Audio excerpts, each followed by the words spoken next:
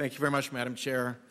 And welcome, Mr. Zients. I'm afraid this is your last time before us, which is probably a mixed blessing from your point of view. But thank you for your service. Thank you. Two topics and then a question. The first is on healthcare delivery system reform. Bipartisan, nonpartisan, very expert groups have said that there's savings available in the healthcare system between $700 billion and $1 trillion a year.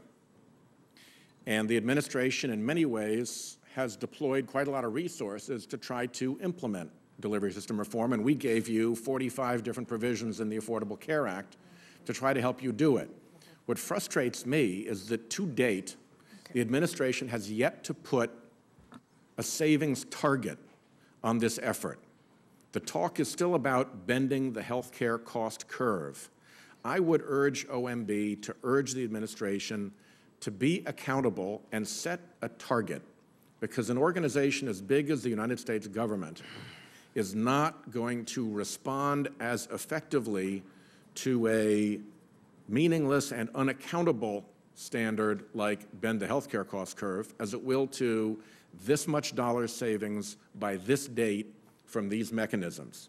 Now, you have built some healthcare cost savings into this. Some of it requires political changes that are going to be difficult, but there has yet to be a hard number that is the administration's target on what it's going to do from delivery system reform.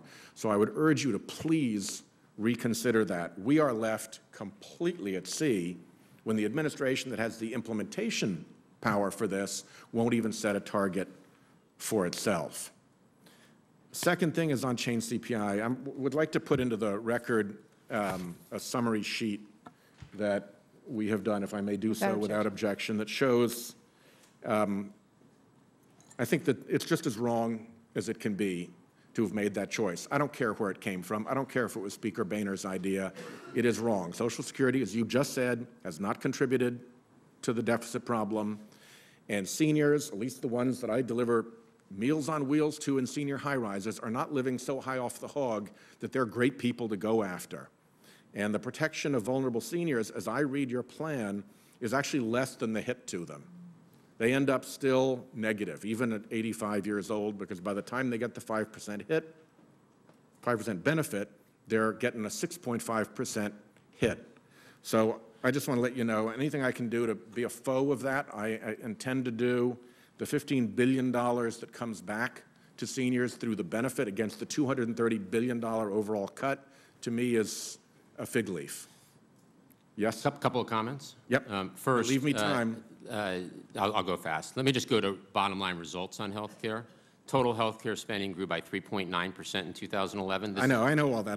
That's the third year in a row. Let me go to Medicare spending, though. Medicare spending per beneficiary grew only 0.4 per beneficiary. I know all that. In fiscal year 2012. I know all that. Okay. On Don't CPI, tell me things I haven't asked you about that I already know. The protection for the older beneficiaries. Yep. For the most vulnerable, i.e. the lowest income, yep, they will actually not at age 85, as you suggested, be behind. They'd actually be ahead, because it's a 5% adjustment based on the median. We'll take a look at that, because that's not what we're looking at. Okay. Do you know what a fiscal multiplier is? Sure. Okay. There is an ideology around here that all cuts help grow the economy, and that all federal spending is a burden on the economy, and that here endeth the lesson. That's all there is to it. It's that simple. That's ideology. There is also economics. Economics says that the impact of cutting and spending by the federal government on the economy varies depending on the condition of the economy. And right now, we have a whole raft of reports coming out showing that the fiscal multiplier is actually above 1. Which means that every dollar cut out of the economy in terms of federal spending does more damage to the economy than it saves.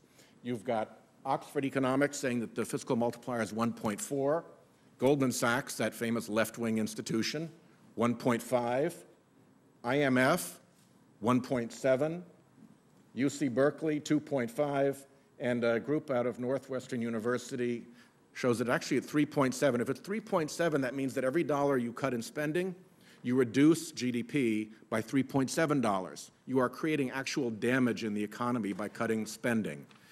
Is that something that we should be considering in the Budget Committee as we hear this repeated ideology that all cuts help and I think we have an immediate task, which is the sequester. So the sequester is $85 billion taken out of the economy, hundreds of thousands of jobs. Goldman, CBO, others say it's 0.5 to 1% of GDP. We need to immediately turn off the sequester, which was never intended to be implemented, and replace it with balanced deficit reduction that phases in as the economy improves.